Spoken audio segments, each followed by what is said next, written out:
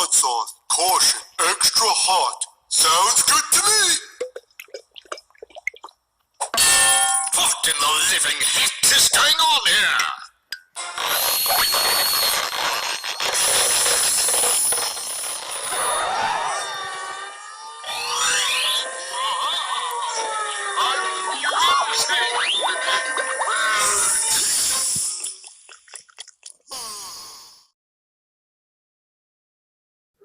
Guess you if I have to eat every one of these things.